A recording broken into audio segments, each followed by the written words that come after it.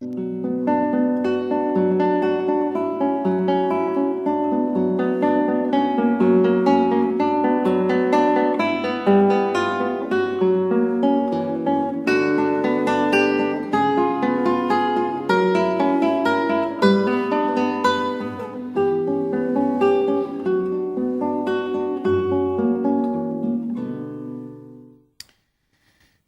de Jésus-Christ selon saint Jean.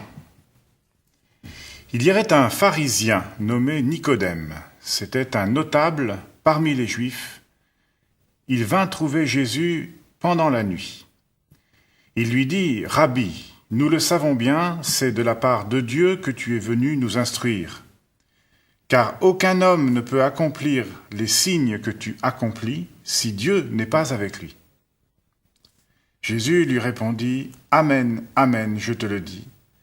Personne, à moins de renaître, ne peut voir le règne de Dieu. » Nicodème lui répliqua « Comment est-il possible de naître quand on est déjà vieux? Est-ce qu'on peut rentrer dans le sein de sa mère pour naître une seconde fois ?» Jésus répondit « Amen, amen, je te le dis. Personne, à moins de naître de l'eau et de l'esprit, ne peut entrer dans le royaume de Dieu. Ce qui est né de la chair n'est que chair, ce qui est né de l'esprit est esprit. Ne sois pas étonné si je t'ai dit qu'il vous faut renaître. Le vent souffle où il veut, tu entends le bruit qu'il fait, mais tu ne sais pas d'où il vient ni où il va. Il en est ainsi de tout homme qui est né du souffle de l'esprit. » Pendant 4 jours, on va donc entendre parler Nicodème, cet homme qui est un intellectuel, qui est un notable, et qui rencontre Jésus de nuit. C'est-à-dire que certainement pour saint Jean, c'est un symbole, et que c'est à la fois peut-être sa peur d'être vu des autres qui lui fait rencontrer Jésus de nuit, puis c'est peut-être aussi le symbole de ces ténèbres, cet homme qui sait beaucoup de choses. Cet homme doute peut-être aussi de son propre savoir. Et il s'adresse à Jésus en l'appelant Rabbi, c'est-à-dire maître, et il lui dit 2 choses. Tu es venu nous instruire et tu accomplis des signes formidables. C'est-à-dire que par rapport à l'enseignement de ce maître, cet intellectuel qu'est Nicodème vient le voir et il est stupéfait par ce que de l'extérieur Jésus montre de lui-même. Et Jésus va l'inviter, cet intellectuel, à faire un déplacement.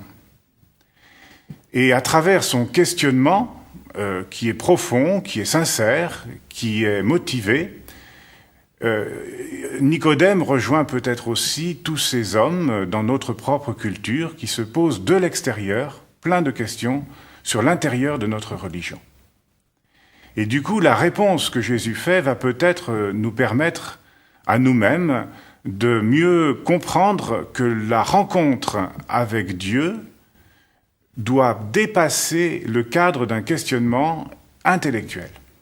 Et Jésus lui dit donc, « Personne, à moins de renaître, ne peut voir le règne de Dieu. » Et Jésus va inviter Nicodème à enlever le côté purement contemplatif extérieur de Dieu pour entrer dans un mystère de naissance, d'intériorité. Et puis plus tard, dans la rencontre qu'il a avec lui, il lui dit « L'Esprit du Seigneur est nécessaire pour, avec son souffle, te faire naître, vous faire naître, nous faire naître de la vie de Dieu. » Et pour reconnaître que Dieu n'est pas un problème intellectuel, que l'intellectuel justement doit se poser uniquement, Jésus fait appel à l'intérieur de lui à une naissance dans l'esprit.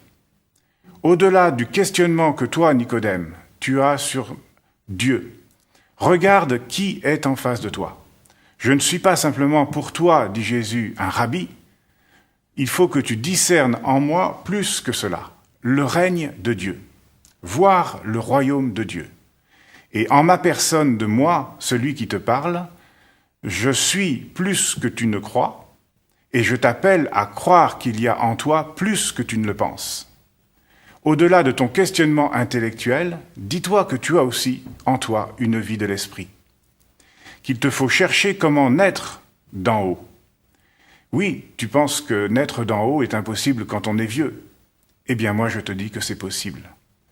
Et que de la même manière que tu es sorti du ventre de ta mère pour naître à une vie nouvelle, moi je te propose d'entrer dans le ventre d'une autre mère, qu'un jour on appellera l'Église, et qui te donnera une naissance dans l'esprit, pour qu'en toi vive, plus que ton questionnement intellectuel, mais ton identité spirituelle.